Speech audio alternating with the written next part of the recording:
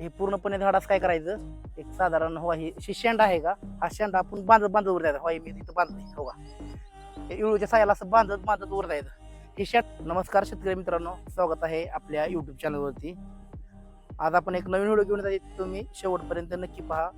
Video याच्यावर आहे की सिंगल खोड पद्धत आणि एक खोड पद्धत कशी तयार करायची याच्यावर आपला व्हिडिओ असणार आहे. हे आपलं बघू शकता तुम्ही समोरचं झाड, हे याने की तुटाळ झालं होतं. आपण एक तुटाळ झालं होतं आपल्या प्लॉटमध्ये, ते काय केलं आपण फिरशी लावलं होतं आणि त्याचा आपण व्हिडिओ फिरशी बनवणार आहे की याने की सिंगल स्टेम कसं तयार करायचं, एक खोड पद्धत कशी तयार करायची. हे आपला सगळा बगीचा याने की आपला सगळा प्लॉट हा 1200 झाडाचा आहे.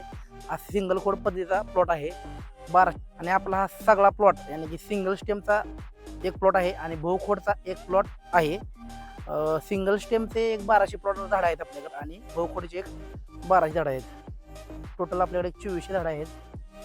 आणि बघू शकता तुम्ही, आपण काय करू, आपण सिंगल स्टेम कसं तयार करते याच्यावर आपण चालू करूया आपलं काम. हे आपलं पूर्णपणे सिंगल स्टंप. काय करायचं, एक साधारण एक 3 महिने झाडाला, एक 3 महिने झालं का काय करायचं, ह्याला एक 8 फुटाचा इळू लावायचा. असा 8 फुटाचा इळू लावायचा, साधारण जमिनीमध्ये 1 फूट खाली लावायचं आणि वर 7 फूट ठेवायचं. आणि काय करायचं, आपलं वेलासारखं आपण वेल कसा वर चढवतो झाडावरती, यानी की वेल कसा आपण पसरवतो वरती नेतो, त्या टाईपमध्ये आपण काय करायचं, ते झाडावर डेव्हलप करत जायचं. आणि काय करायचं, खालचे वॉटरशूट हे काढून घ्यायचे, असे असं काढून घ्यायचं सगळं आणि मेन स्टंप ठेवायचा.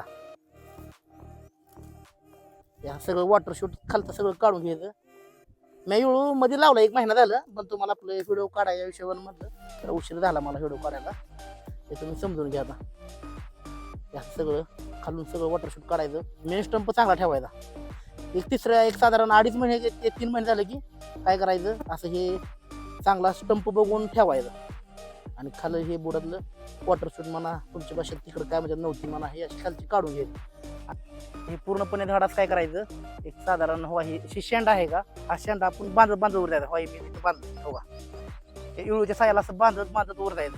हे शेंडा अजून जरी हितवर गेला असा तरी ही काय करायचं, तिथं सुतळी बांधायची. अजून असा शेंडा बांधत वर न्यायचा, साधारण 7 ते 7 फुटापर्यंत तुमच्या हिशोबाने तुम्ही नेऊ शकता. याने आणि काय करायचं, हे मेन स्टंप आहे आपला, हे मेन स्टंप काय करायचं, इथून काय करायचं, एक साधारण एक 9 इंचावर असं इथं एक स्टॉपिंग करायचं. इथं याने की इथं ही काडी तयार होणार आपली, याने की काडी तयार झाल्यावर ही काडी मोठी होणार आणि इथून नवीन ब्रँचेस निघणार. इथून नवीन ब्रँचेस निघल्या की इथं अजून एक कितीवर स्टॉपिंग द्यायचं, याने की ही काडी मोठी झाली, ही काडी आपली इकडे तयार होणार.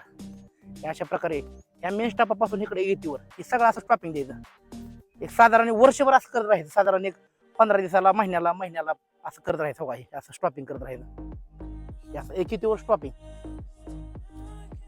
इकडे बिन जेवढे फंटे आहेत तेवढे एक कितीवर स्टॉपिंग.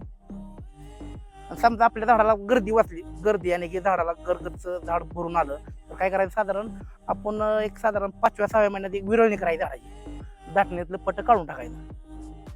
अशा प्रकारे पूर्ण 9 इंचावर स्टॉपिंग देत जायचं. असं 9 इंचावर स्टॉपिंग देत गेल्यावर झाड ऑटोमॅटिक गोल डेऱ्या पद्धतीत झाड डेव्हलप होणार. आणि इथून जे वॉटरशीट निघणार आहेत तिथल्या बिन अशा एक 9 इंचावर आपण स्टॉपिंग द्यायचं. स्टॉपिंग दिल्यानंतर काय होतं, ही बी काडी मोठी होणार आणि ही बी काडी मोठी होणार. आणि पहिले स्टॉपिंग जर तुम्ही साधारण लांब दिलं, एवढ्या साधारण 1-1.5 फुटावर दिलं तर काय होणार, ही फंटा इथून फाकणार आणि इथून हे फंटा हे होणार, काय म्हणते त्याला, इथून फाकून इथं फट मुरगाळून खाली पडणार. मग आपल्या हे बी काडी वेस्टेज जाणार आणि इथल्या जी काड्या आहेत इथल्या हे बी काड्या खाली वेस्टेज जाणार. परत आपल्याला छाटून इथं काढायला लागेल. त्यामुळे प्रत्येक वेळेस इथं ब्रांचेस तयार करताना इथं 9 इंचावर तयार करायचे अशा, आणि वेळासारखं असं झाड डेव्हलप करत जायचं. आणि काठी आपण ही 8 फुटाची लावली, खाली 1 फूट गेले आणि काठी आपली ही वाळवीनं कुजू नये म्हणून काय केलं आपण, खालून चिकटपट्टी गुंडाळी आहे 1 ते 1.5 फूट चिकटपट्टी खाली गुंडाळी. हवा ही बघा तुम्ही चिकटपट्टी. आणि परत काय करायचं, 5व्या-6व्या महिन्यात काय करायचं, वरून अशी ही तार लावायची इथं, याने की जरी वारं जरी आलं तर आपलं वाऱ्यानं झाड खाली पडू नये म्हणून. मग थोडं वाऱ्यानं माझं थोडं नुकसान झालं, 10 ते 15 झाड खाली पडली वाऱ्यानं, ते पडू नये मग काय करायची, वरून तार लावायची आणि हे इळू लावून वर लावून, याने की ह्या तारामुळे काय होते, किती जरी वारं आलं तरी काय होणार नाही. आणि अशा प्रकारे आपण सिंगल स्टेम कसं तयार करायचं आणि एक खोड पद्धत कशी तयार करायची हे व्हिडिओ तुम्हाला आपण चांगल्या पद्धतीने माहिती दिली आहे. आणि व्हिडिओ तुम्हाला आवडल्यास आपल्या चॅनलला सबस्क्राईब करा आणि व्हिडिओला कमेंट करायला विसरू नका.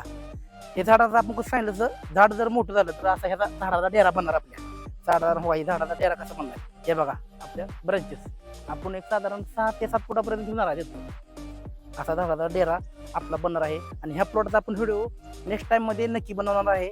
आता काय याने की थोडं काम आहे मला बिन बेडमधलं थोडं बेडला माती लावायची आहे आणि थोडंफार इरणी करायची आहे स्टॉपिंग करायची आहे या झाडाची. त्याच्यामुळं एक नेक्स्टमध्ये व्हिडिओ बनवतो. नेक्स्ट व्हिडिओमध्ये सगळं बगीचाचा व्हिडिओ बनवतो मी सगळ्या प्लॉटचा व्हिडिओ तुम्हाला मी दाखवतो.